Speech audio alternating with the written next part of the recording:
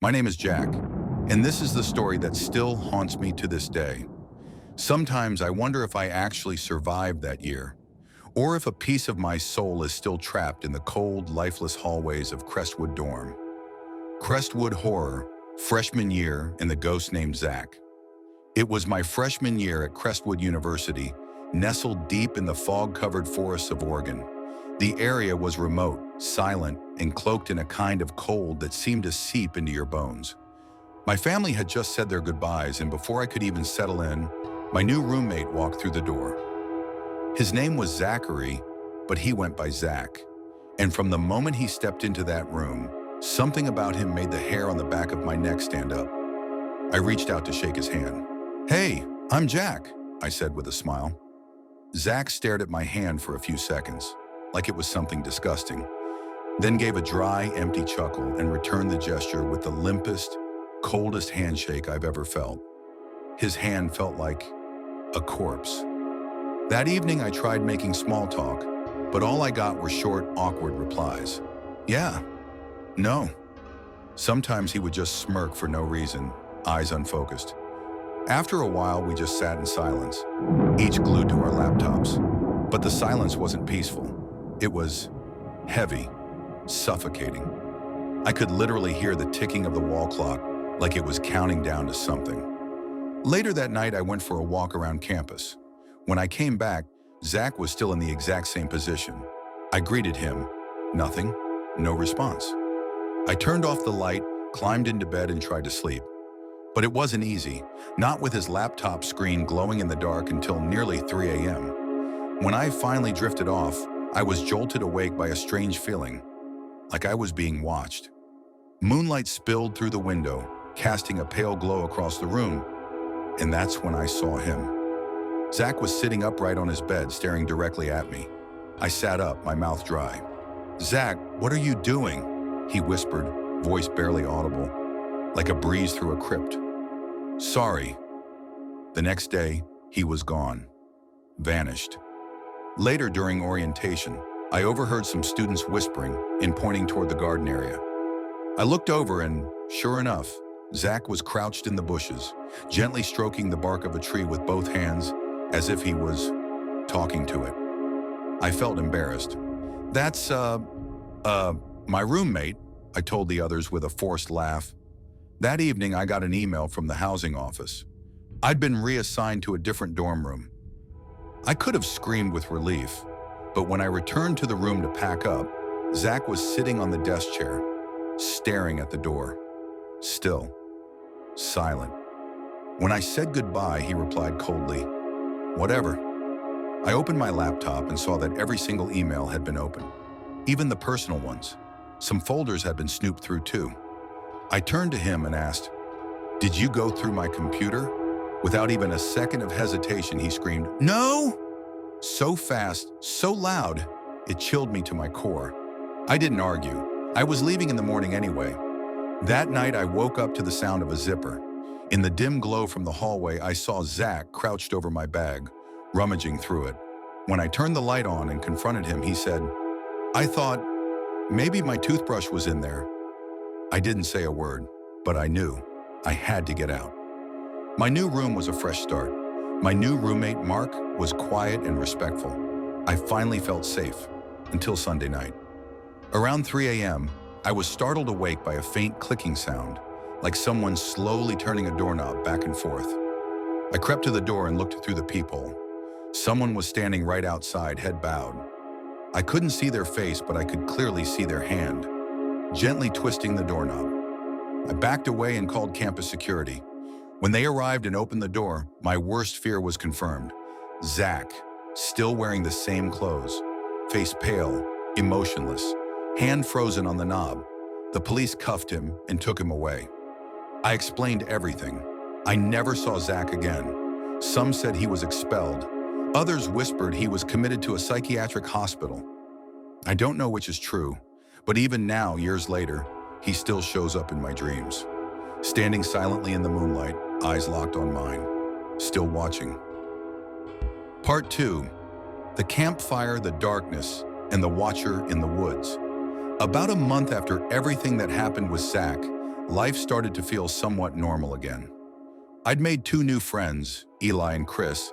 Both lived on the same floor, and like me, had a thing for late-night adventures and exploring the campus outskirts. One chilly Friday night, Chris suggested we check out the nature preserve behind the university and set up a little campfire. "No one ever goes there," Eli added. "There's this empty patch by the lake, kinda hidden. No one will bother us." So we grabbed a backpack full of beer, some snacks, a Bluetooth speaker, and a lighter. The clearing was deep in the woods, way past the main trails, surrounded by towering pine trees. It felt quiet, almost too quiet, like a place time had forgotten. We built a fire, cracked open a few beers, and laughed like kids with no worries. For a while, it was perfect. Then something changed. Eli was in the middle of telling a stupid joke when he suddenly went quiet. "Wait, did you guys hear that?" We froze. A faint crack, echoed from deep within the trees, like twigs snapping under heavy footsteps. We instinctively shut off the flashlight and hid the beer, thinking maybe it was campus police. But then we realized it wasn't. No one in their right mind would come out this far at night, not unless they were already out here. The footsteps continued, slow, deliberate, circling us, as if someone was watching, calculating. We sat frozen, the fire crackling between us, hearts pounding loud in our ears. And then, a large branch came crashing into the center of our campfire. Embers burst into the air. Ash and sparks scattered across the leaves. Chris jumped up, yelling, "What the hell? Who's out there?" Before any of us could move, Eli screamed in pain. Blood trickled down his forehead. Something, or someone, had hit him. Hard. I grabbed Eli, slung his arm over my shoulder, snatched the backpack, and shouted, "Run!" We tore through the woods like animals being hunted. Branches whipped at our faces. Leaves crunched beneath our feet, and behind us. The footsteps, still there, still following. We didn't stop until we hit the paved road that separated the woods from campus. Out of breath and shaking, we looked back from across the road.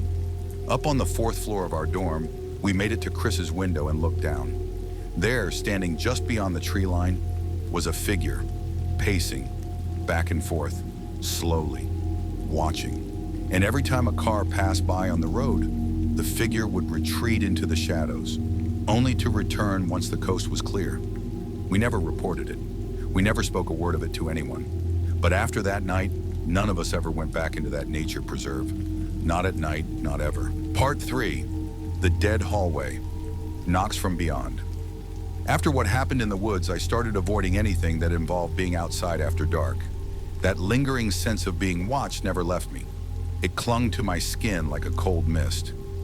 Luckily, the following semester, I was assigned a single dorm on the 3rd floor of Crestwood Hall, tucked away at the very end of the hallway. At first, I thought it was perfect. Quiet, private, far from strangers or awkward roommates. But I didn't know. The worst thing wasn't the noise. It was the silence. In the 2nd week of the semester, while studying close to midnight, I heard it, a soft tapping, like fingernails gently tapping wood. I paused, listening. It continued, steady, delicate, almost intentional. The hairs on the back of my neck stood up. I called out, "Come in!" No response. I got up and opened the door. Empty hallway, nothing but shadows. I told myself someone was just messing around. But the next night, things escalated. Just as I turned off my lamp and pulled the blanket over me, it came again. Tap, tap, tap, louder, sharper, closer. I yelled, "Who's there?" Silence, thick and pressing. I opened the door again. Nothing.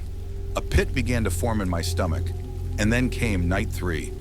That was the night it all went too far. I woke up sometime past midnight. My room was completely dark, lit only by the faint glow from the hallway slipping under the door. Then, bang, bang, bang. The pounding shook the door like someone was trying to break it down. My heart nearly exploded out of my chest. I jumped up, backed away slowly, and pressed my face to the peephole. Someone was standing there. I couldn't see a face, just a bowed head, long black hair covering everything. A pale hand slowly, deliberately twisted the doorknob, making that unmistakable click, click, click, like a wind-up timer counting down. I didn't wait to see what happened next. I yanked open the door and bolted. The hallway was pitch black. I sprinted down it blindly, not daring to look back until something made me turn. And I saw it, the figure, gliding silently behind me. No footsteps, no sound, just following. I didn't stop until I reached the communal bathroom at the end of the hall. I burst in, flicked the lights on. No one. But when I bent down to check under the stalls, I saw a pair of old, heavy black boots, big, worn, mud-caked, sitting perfectly still under one of the doors. I swallowed hard and pushed it open. Empty.